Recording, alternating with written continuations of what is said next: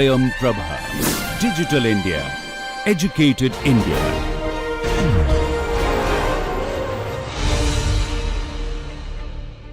Welcome to the second part of elementary counting techniques. So I start from where I left. In the last lecture we have seen that the total number of combinations of n objects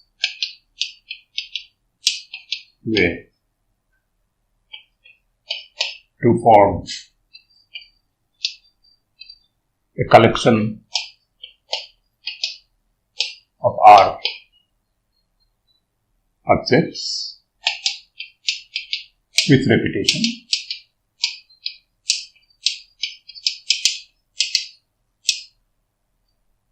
And at the same time, if I talk about this linear equation, then the number of solutions in non-negative integer values of x1, x2 up to xn, they add up to R, once again a positive integer, non-negative integer maybe. So we have seen that in both the cases, the count is n plus R minus 1 choose R, or n plus R minus 1 choose n minus 1. Let us see a couple of applications of this result. The first one is about a program. I also introduced this program in the first introductory lecture. Unfortunately, there was a mistake. I will correct this mistake today. So consider this code snippet.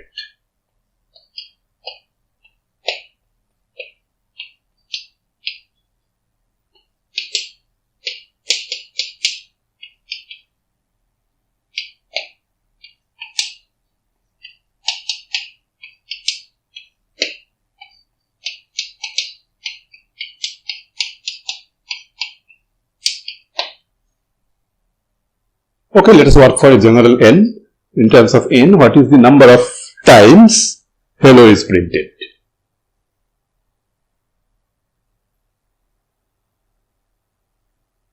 Maybe in the first lecture, I have taken a specific value of n like 100. But we can anyway work for arbitrary value of n, and the answer will come to be a function of n. So, how many times?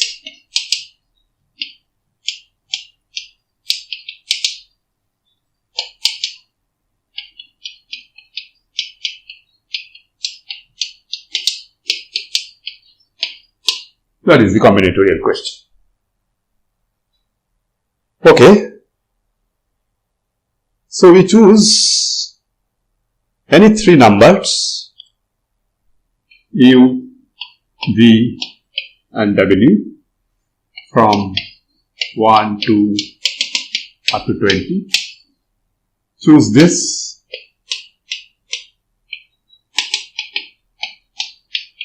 With repetition.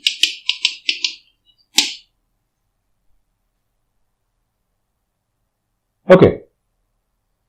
And let us suppose that u, v, and w satisfy this.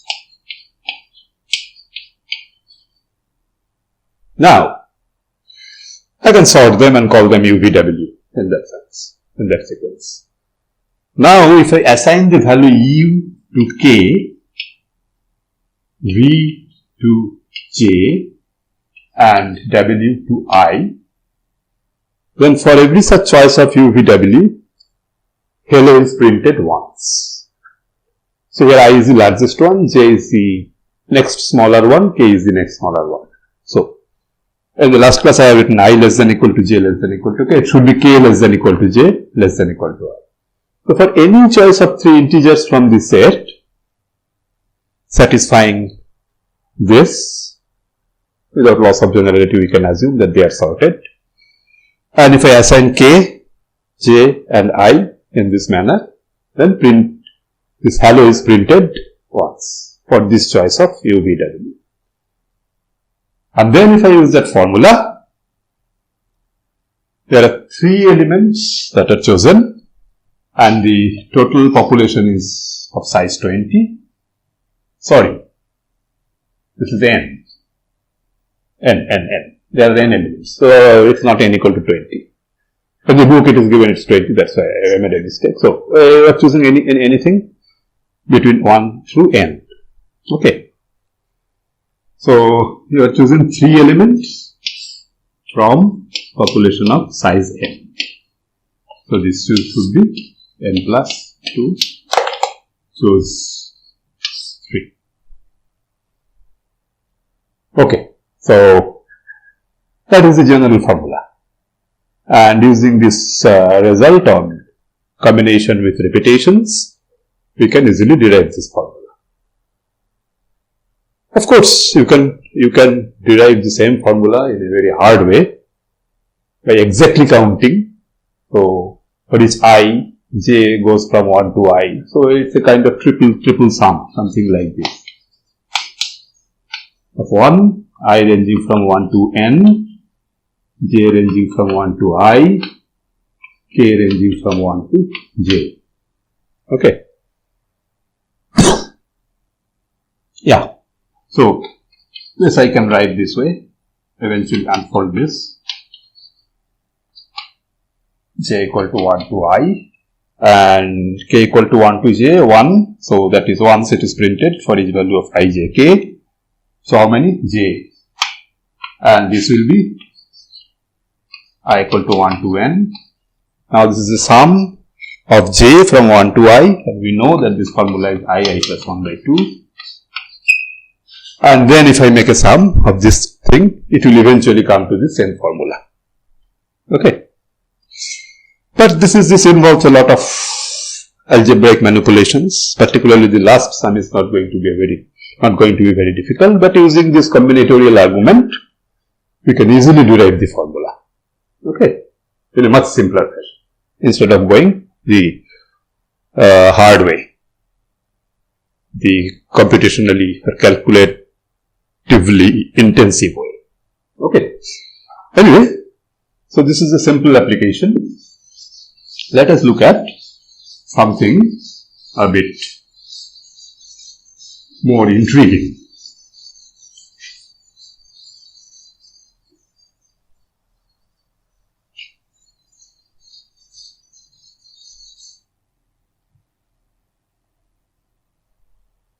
This is another example. This deals with what is called partitioning of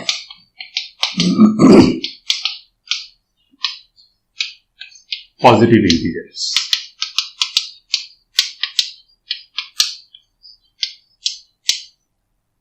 Now, this partitioning deals with in how many ways you can write a given positive integer n as a sum of positive integers. Okay. So, number of ways of writing n as a sum of positive integers. So, illustrate this by an example. Take n equal to 4. 4 can be written as just like 4. This is a one-fold sum. We can write it also as 1 plus 3 or 3 plus 1 or 2 plus 2. So 4 written as a sum of only one element, one summand. 4 written as a sum of two summands. Then we also have 4 written as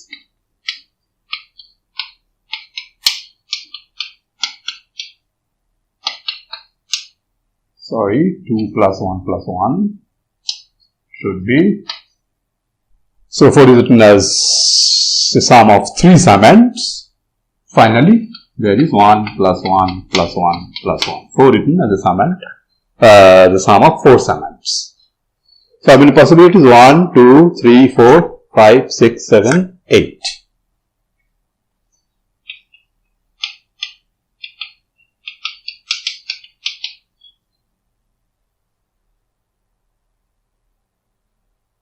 Okay, I hope I am not missing anything. It should be fine. Looks fine. Okay. So here I am talking about ordered sums, because 1 plus 3 and 3 plus 1, the summands are essentially the same. But if I just if I just permute these summands, I say that this is a different way of writing 4. And if you do not consider these and these as different, then this is an unordered sums we are talking about. Because these, they are all essentially the same up to permutation by the summands, permutation of the summands. So ordered, so this is 8 possibilities, ordered. And if I talk about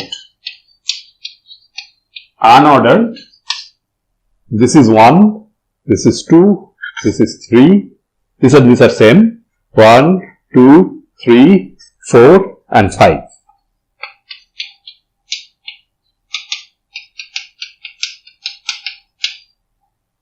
Okay. This quantity for a general n is denoted by Pn. It's actually difficult to arrive at formulas for P of n, closed form formulas. In fact, no closed form formula of P of n is known. However, if you consider ordered ways of writing 4 as positive summands, then there exists a very neat formula. And it is that formula that we will now derive. Okay. And there we will use that x1 plus x2 plus blah blah blah equal to something. Okay.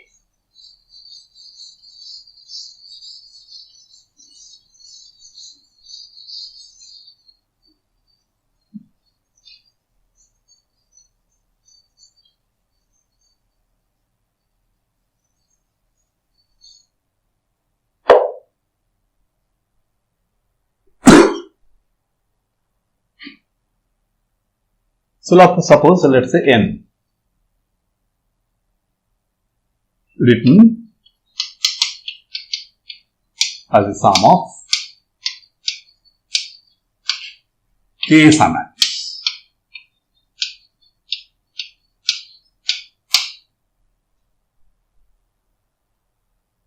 Okay. And written as a sum of k summands. What are the allowed values of k? 0 summands, that is not allowed. 1, 2, 3, up to n summands. These are possibilities, right? 0 is not allowed. If n is positive, then I cannot write it as an empty sum. Empty sum is always 0. So 0 cannot be equal to n, given that n is positive. Okay. So written as a sum of k summands. Let us call this summands x1, x2 up to xk.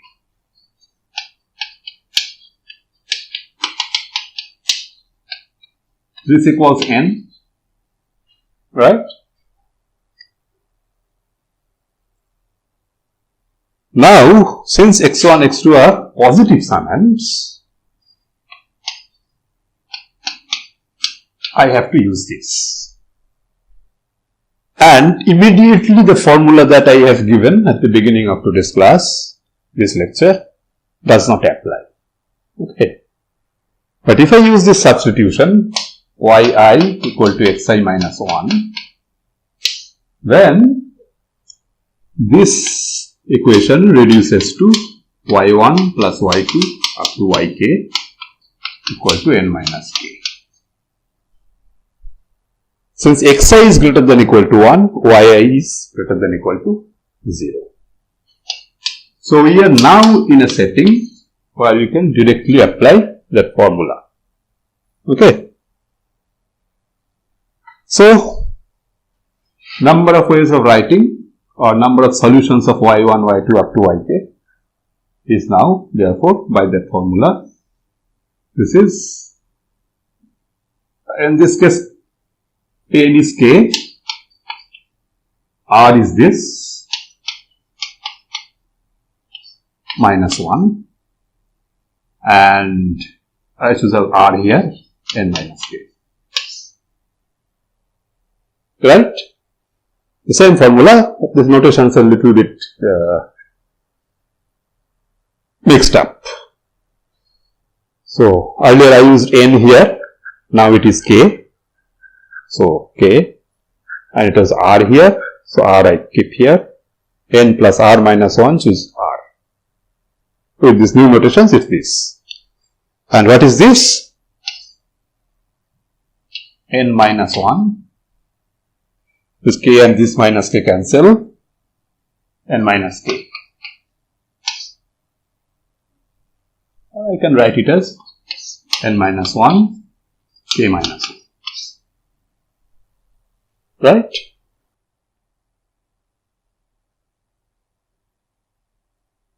N minus 1 minus n, yeah, k minus. Now k can assign any, k can take any of these values 1, 2, 3 up to n. And therefore, k minus 1 can take any value 0, 1, 2 up to n minus 1. Okay. Therefore, if I sum over all possibilities of k in the allowed range, or equivalently of k minus 1, so the count is, the desired count is therefore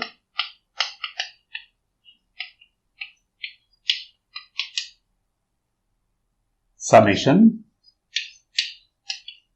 n minus 1, k minus 1, k equal to 1 to n. If I give k minus 1 some name like L, then this is summation L equal to 0 to n minus 1, n minus 1 choose L, and this is nothing but the sum of the binomial coefficients. You know what it is? It is going to be 2 power n minus 1. Everything, okay, it is something like 2 power n minus 1. So recall that we have shown an example for n equal to 4 and the count came to 8. But that is same as this 2 power 4 minus 1, that is 2 power 3, which is 8, as it should be. Okay, so this is a very important, interesting application of that theory, combinations with repetitions. Fine. Okay, so I think this is fine. I go to we will come to this question of unordered permutations later, somewhere later in this course.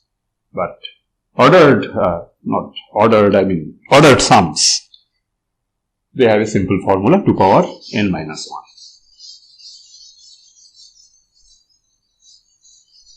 Okay, as I promised, we are going to have something on Catalan numbers. But just before that, I quickly recollect 2 standard results which most of you must know, if not all of you. That is the binomial theorem and the multinomial theorem.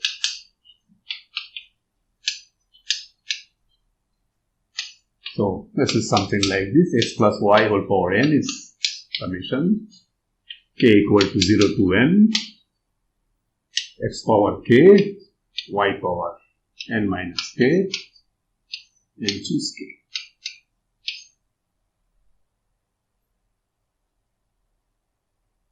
Or n choose k or n choose n minus k, they are basically the same thing, whatever way you want to give it.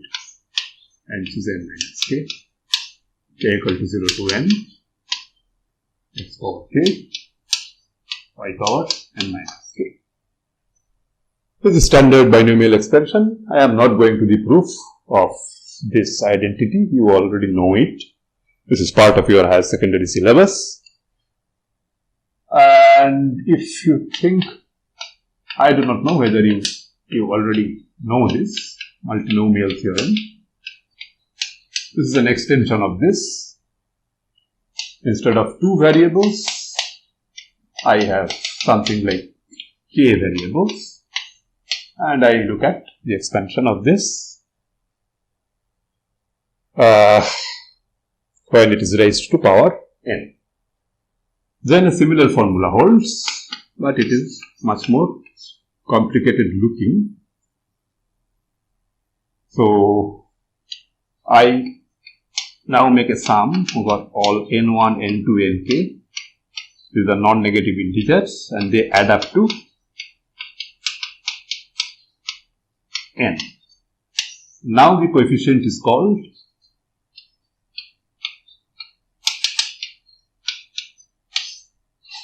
the multinomial coefficients, written this way, xk power nk. So this multinomial coefficient n, n1, n2, nk, this is nothing but n factorial over n1 factorial, n2 factorial, nk factorial. Maybe you already know a proof for this, but it's not very difficult to see that if I just write it as x1 plus x2 plus xk, x1 plus x2 plus xk n times. So, from each I am getting some xi, okay, and therefore, eventually if I add these counts of x1 up, it will become n1, the number of times I get x2 is n2 and so on, okay. So this is basically nothing but the total number of arrangements or permutations of the total of n objects containing n1 x1s, n2 x2s, n3 x3s, blah blah blah, nk xk. And you know this is the formula. Okay. Okay, good. So these two are important theorems. Just for the sake of completeness, I mention these two things.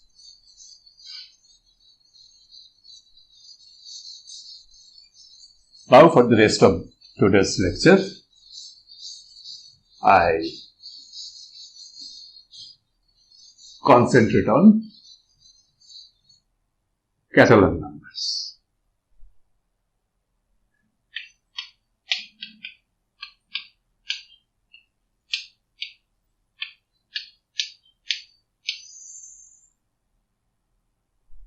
Denoted popularly by C of n.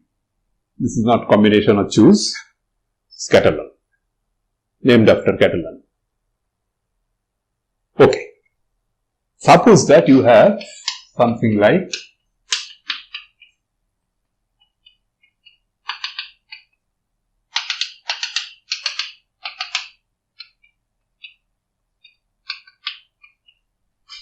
an n by n grid. So you are starting from here, the 0, 0th point, and your task is to reach the top left corner, top right corner, n comma n. From bottom left corner, you want to go to n cross n comma n. And only movements that are allowed is either move right or move up.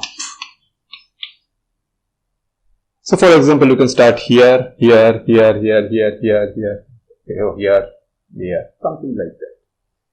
See, choice of this R and U, and you should never go, of course, since these are the only choices, you should not go outside this grid, because in that case you have to have some retrograde movement, left or down, something like that. Okay.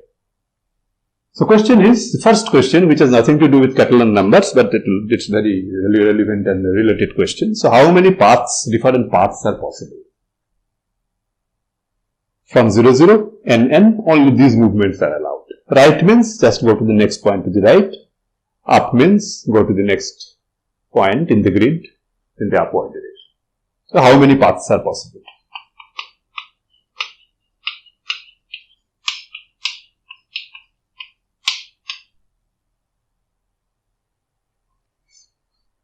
This is a simpler question to answer than Catalan numbers. So, a path is uniquely specified by a sequence of R's and U's.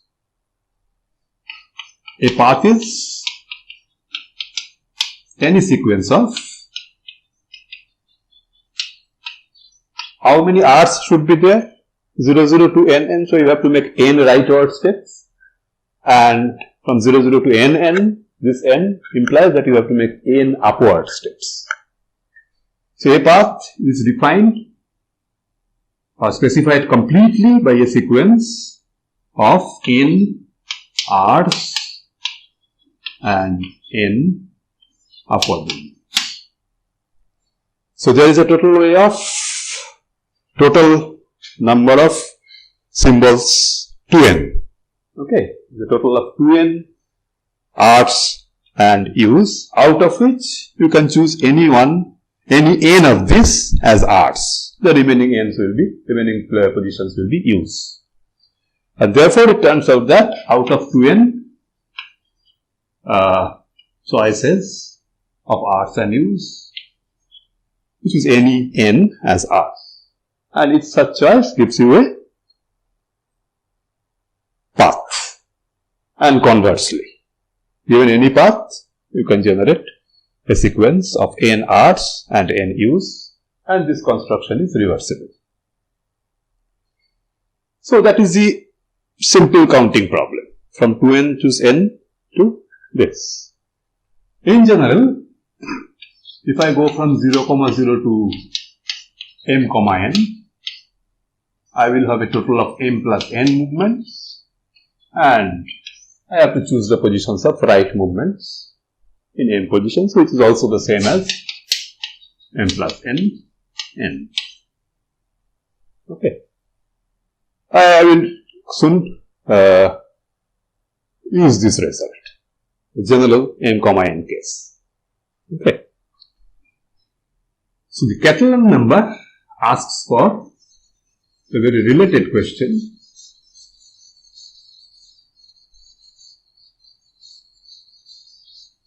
Again, it asks how many paths are there, but now you look at this. Maybe this is the second line. So, this is the line y equal to x. Okay. So, C of n, the nth Catalan number, is equal to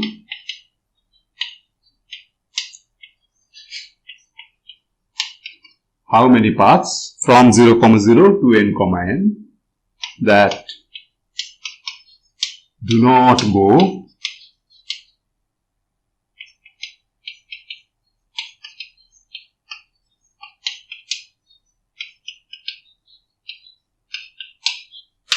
to the top of the line. So, these points are inaccessible. You can come here, but you cannot cross it. Now, the question is how many paths are possible. One thing is for certain. First movement will have to be a right movement, otherwise you cross it in the first position itself. And the last movement must be an upward movement. You cannot come from here, somewhere from the top of this line y equal to x. But here you may have many possibilities like this. You have another possibility like start from here, here, something like that. Okay. So, now the counting problem is not so obvious. Okay. So, I will tell you an application why we study Catalan numbers. But the definition, I believe is clear, right? How many paths are there from 0, 0 to n, n that do not cross or go to the top of the line y equal to x? Okay. So, this is 2n choose n, all possible paths, minus the count of the number of paths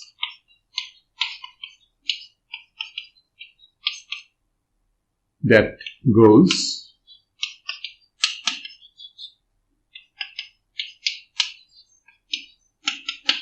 to the top of the line y equal to x.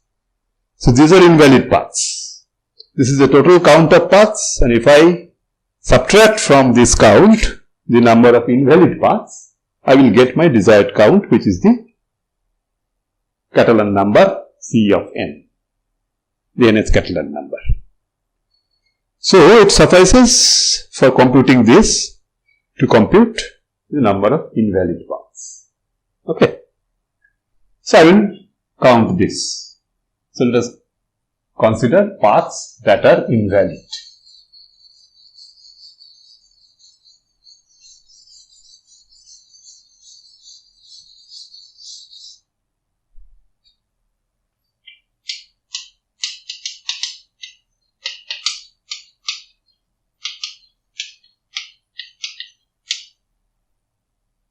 Okay, so you are from 0, 0, you have this line ending at n, n. Since this is an invalid path, at some point it must go to, it will cross this line, right? It can be here, it can be here, it can be here. Of course, it cannot be here because you have reached destination at n, n. So let us say position k, this is the first time the path makes a non-allowed movement. So this line is k, k. At this point it goes to, it remains at k plus 1. Okay. So maybe here, there is no problem, but there is some point where this path crosses the y equal to x line going from below. And what are the possibilities for k? 0 in the first place itself, or 1 or 2, 3 or up to n minus 1. It cannot be n, because if you have reached the destination, then there is no question of crossing. You cannot come back. No downward movement is allowed. Okay. Now I do a tricky construction. Now you have so far do something like this. Okay. Now this path has something right, up, whatever. Okay. So this is the original path P, an invalid path.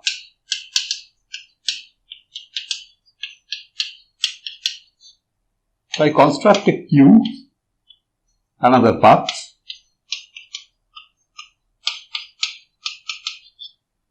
So I say that K is the first X value where the invalidity is manifested. It may be manifested again later, something like this, but this is the first thing. Okay. First position. So how many movements are here? 2k. K left, K right. Then you have another movement. Okay. So the first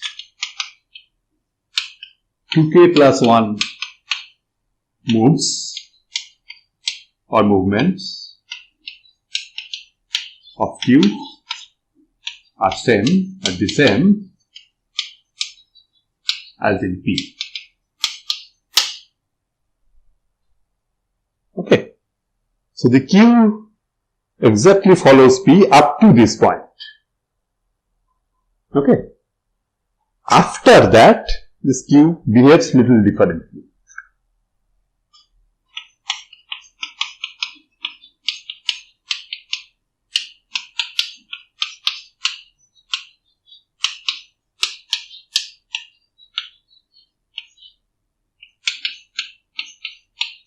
It is just a flip of the path with respect to R and U. If P goes right, Q goes up. If P goes up, Q goes right. So up to this point, Q and P are the same. After this, U and R are just swapped. U becomes R, R becomes U. That is how I construct Q. Okay. So now let us see where Q ends up after these 2n moves, defined this way. First follow P up to this point, then flip U and R. Okay. So, where does Q end up? Okay. So now let us look at P. Up to this point, it has made K right movements and K plus 1 upward movements. But since P is a path from 0, 0 to n, n, it will have to make eventually n right movements and n up movements. So it has finished K of this. So remaining right movements must be n minus k. Right? K already done, n minus k, sum up to n. Likewise, it has made k plus 1 upward movements.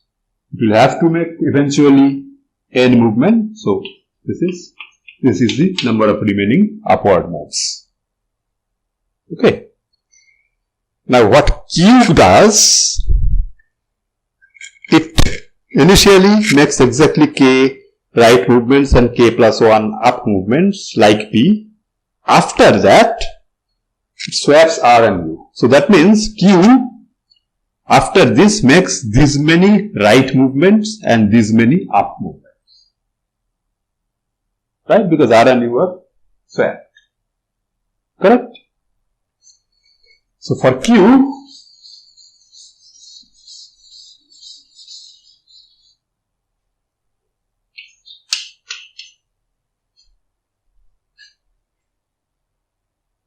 right movements are, number of right movements are first K following the same as what is that called? P, and then just the opposite, so n minus k minus 1. That is n minus 1. Okay. And how many up movements? Up to this it's same as in P, k plus 1. And then it uses the right movements for going up, n minus k. N plus 1. Okay. What is very interesting about this is that this n minus 1 and this n plus 1, these two quantities are independent of k. So whenever I convert an invalid path by following that construction, it will always end up at n minus 1, n plus 1. This is the point. So Q ends at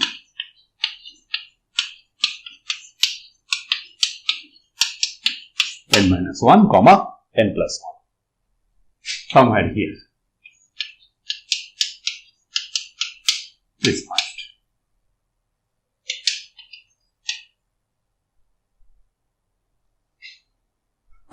Okay. Conversely, if we take any path Q starting from 0, 0 to n minus 1, ending in n minus 1, n plus 1, then it is obvious that there must be some point where that path Q will cross this y equal to x line. It cannot otherwise go there, n minus 1, n plus 1. Right? Starting from 0, 0, our given path Q is going to n minus 1, n plus 1. So at some point of time, it will have to cross this line y equal to x. Maybe here, somewhere. Okay. And then if you reverse the construction, that is the first time it crosses this line, up to that point, it's m. And then reverse the R and U, then you will get an invalid path coming from 0, 0 to n, n. In other words, the construction of P to Q from an invalid path to a path from 0, 0 to n minus 1, n plus 1, this construction is reversible. Therefore, the number of invalid paths is exactly equal to total number of paths from 0, 0, n minus 1 to n plus 1. And these are unrestricted paths. Any path from 0, 0 to n minus 1, n plus 1 will give an invalid path from 0, 0 to n, n. There is no problem. And counting the number of paths from 0, 0 to n minus 1, n plus 1, that is easy using the generalized formula.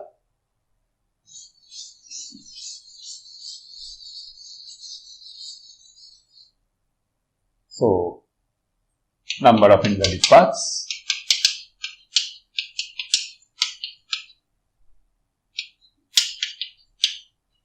number of 0, 0 to n minus 1, n plus 1 paths. So, this is unrestricted. This turns out to this plus this, that is 2n, choose n minus 1 or n plus 1. Okay. Therefore, we have derived that this is the total number of all paths minus the total number of invalid paths,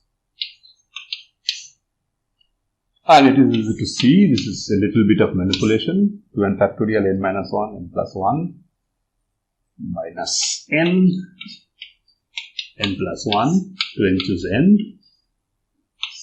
This turns out to be 1 by n plus 1 to n choose n. So, this is the final formula. Okay. So, I once again write down clearly.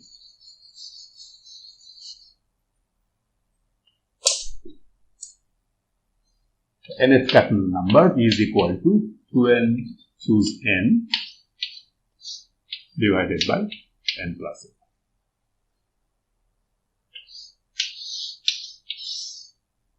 1. In particular, this proves that since this is an integer, this proves that 2n choose n, whatever that quantity is, for any value of n, this is divisible by n plus 1. Okay. So, this is what is called a combinatorial argument. This has to be an integer and it is written as a fraction like this by this. So, it has to be that 2n choose n is divisible by n plus 1. Okay. So, that's about derivation of Catalan numbers. We will come back to Catalan numbers once again, but I just give you a sample application of Catalan numbers. They have many combinatorial interpretations. So, I will talk about one such interpretation. Okay. Suppose you want to, you have a stack, initially empty. Okay. Empty initially.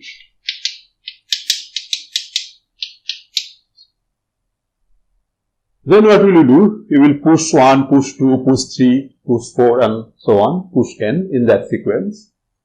And in between these pushes, you will make pop operations. Okay. So, push 1, push 2,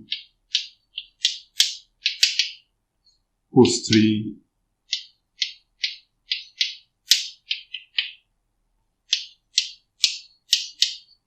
push n. And you have pushed n elements. You have to pop out n elements, eventually letting the stack empty again. So, here you can make pop. That doesn't mean you have to make a pop. This is a position where you can make a pop. This is another pop position, allowed position, and so on. Here also. Now, there is one restriction. You never make an attempt to pop from an empty stack. For example, if it is push 1 and you say pop 1, the stack becomes temporarily empty. Before pushing 2, you are not allowed to make another pop operations. So, n push, n pop, never from the empty stack.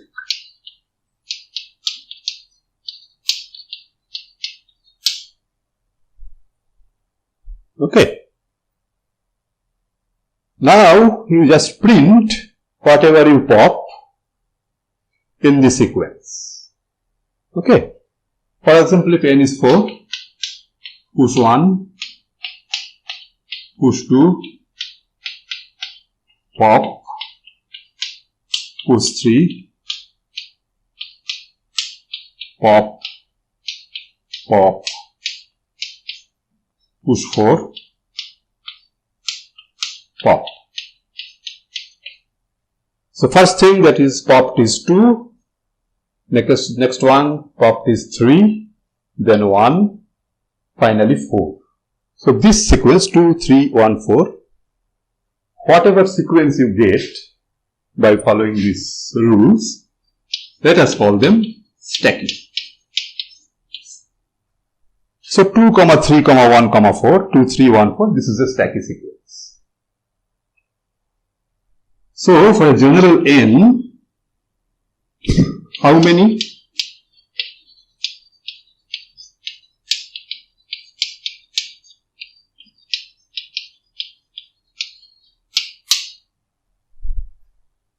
The answer turns out to be exactly equal to C of n, the nth Catalan number.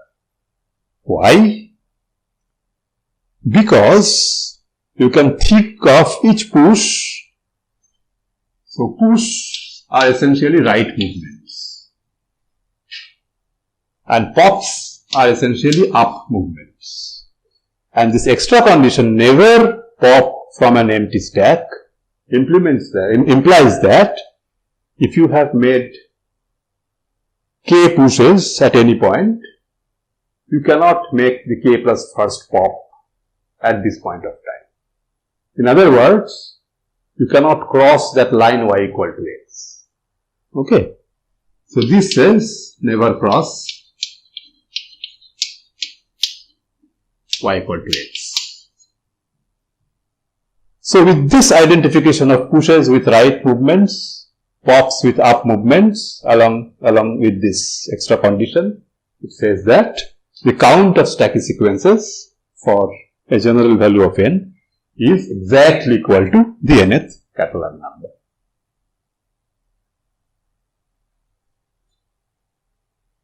Fine. So, we will see many other interpretations of Catalan numbers. I just mentioned maybe a couple of such things. So, suppose you want to multiply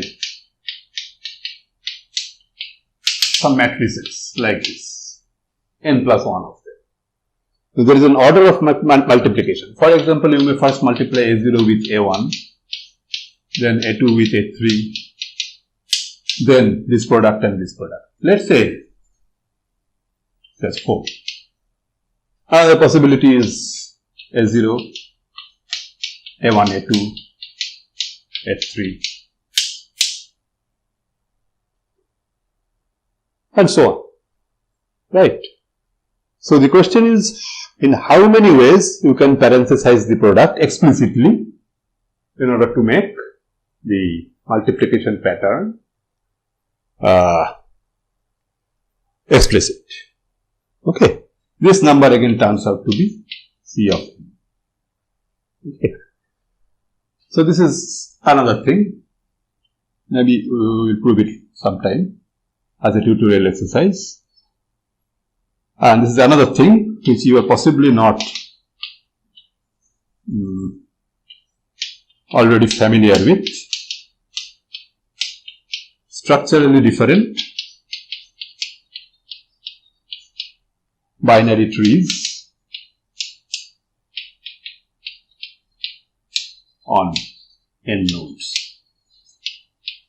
So in your algorithm course, you will understand what is a binary tree and what is the structure of a binary tree. So this count, how many trees, structurally different binary trees are there on n nodes? This number is also equal to the nth Catalan number. And in fact, there are many combinatorial interpretations, many of which make enough sense in computer science of Catalan numbers.